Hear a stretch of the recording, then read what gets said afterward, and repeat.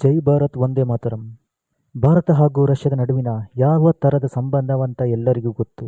ಕಷ್ಟದ ಸಮಯದಲ್ಲಿ ರಷ್ಯಾ ಭಾರತಕ್ಕೆ ಯಾವ ರೀತಿ ಸಹಾಯ ಮಾಡಿದೆ ಎಂಬುದು ಕೂಡ ಗೊತ್ತು. ಆದರೆ ಅಮೆರಿಕದ ಥರ ರಷ್ಯಾ ಡರ್ಟಿ ಗೇಮ್ ಆಡಿಲ್ಲ. ಈ ಡರ್ಟಿ ಗೇಮ್ ಏನಂದರೆ, ಈ ಅಮೆರಿಕ ಭಾರತವನ್ನು ನಿಯಂತ್ರಿಸಲು ಪಾಕಿಸ್ತಾನವನ್ನು ಬಳಸಿಕೊಳ್ಳುತ್ತದೆ. ಅದೇ ರೀತಿ ಚೀನಾವನ್ನು ನಿಯಂತ್ರಿಸಲು ಭಾರತವನ್ನು ಬಳಸಿಕೊಳ್ಳುತ್ತದೆ. ಭಾರತ ರಷ್ಯಾದಿಂದ ವ್ಯಾಪಾರ ವಹಿವಾಟು ಮಾಡಿದರೆ ಅಮೆರಿಕಗೆ ಅದು ನೋಡಲಿಕ್ಕಾಗಲ್ಲ. ಆದರೆ ಭಾರತ ಅಮೆರಿಕದ ಜೊತೆ ವ್ಯಾಪಾರ ವಹಿವಾಟು ನಡೆಸುತ್ತದೆ. ಆದರೆ ರಷ್ಯಾ ಅದರ ಬಗ್ಗೆ ಯಾವುದೇ ರೀತಿಯ ಚಕಾರ ಎತ್ತುವುದಿಲ್ಲ. ಇನ್ನು ಇದೇ ವಿಚಾರವಾಗಿ ಭಾರತದ ಮಿತ್ರ ಅಂತ ಅನಿಸಿಕೊಂಡಿರುವ ರಷ್ಯಾ ಅವರ ಅಧ್ಯಕ್ಷ ವ್ಲಾಡಿಮಿರ್ ಪುತಿನ್ ಒಂದು ಹೇಳಿಕೆಯನ್ನು ಕೊಟ್ಟಿದ್ದಾರೆ. ಅವರೇನು ಹೇಳಿದಾರೆಂದರೆ, ಭಾರತ ತನ್ನದೇ ಆದ ಸ್ವತಂತ್ರ ನೀತಿಯನ್ನು ಅನುಸರಿಸುತ್ತಿದೆ. ಯಾರ ಒತ್ತಡಕ್ಕೂ ಕೂಡ ಒಳಗಾಗುತ್ತಿಲ್ಲ.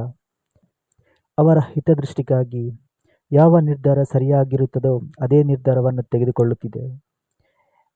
ಪಾಶ್ಚಿಮಾತ್ಯ ಒತ್ತಡ ಇರ್ಬೋದು, ಹಾಗೆ ಅಮೆರಿಕದ ಒತ್ತಡ ಇರ್ಬೋದು, ಇದನ್ನು ಕ್ಯಾರ್ ಮಾಡುತ್ತಿಲ್ಲ ಅಂತ ಹೇಳಿ ರಷ್ಯಾ ಅಧ್ಯಕ್ಷ ವ್ಲಾಡಿಮಿರ್ ಪುತಿನ್ ಒಂದು ಹೇಳಿಕೆಯನ್ನು ಕೊಟ್ಟಿದ್ದರು. ಅವರ ಹೇಳಿಕೆಯಲ್ಲೂ ಕೂಡ ಸತ್ಯಾಂಶವಿದೆ. ರಷ್ಯಾ ಹಾಗೂ ಯುಕ್ರೇನ್ ಯುದ್ಧ ನಡೆಯುತ್ತಿರುವ ಸಂದರ್ಭದಲ್ಲಿ ಪಾಶ್ಚಿಮಾತ್ಯ ರಾಷ್ಟ್ರಗಳು, ಸ್ವತಃ ಅಮೆರಿಕ ಭಾರತ ಮೇಲೆ ವಿವಿಧ ರೀತಿಯ ಒಂದು ಒತ್ತಡಗಳು ಹೇರಿದ್ದವು.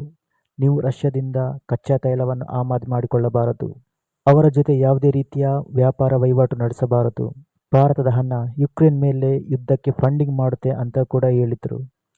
ಇಲ್ಲಿ ಯುರೋಪ್ ರಾಷ್ಟ್ರಗಳ ದ್ವಂದ್ವ ನೀತಿ ಯಾವ ರೀತಿ ಅಂದರೆ, ಅವರು ರಷ್ಯಾದಿಂದ ಯಾವುದೇ ವಸ್ತುಗಳನ್ನು ಕೂಡ ಖರೀದಿಸಬಹುದು, ಕಚ್ಚಾ ತೈಲಗಳನ್ನು ಖರೀದಿಸಬಹುದು, ಅನಿಲಗಳನ್ನು ಖರೀದಿಸಬಹುದು.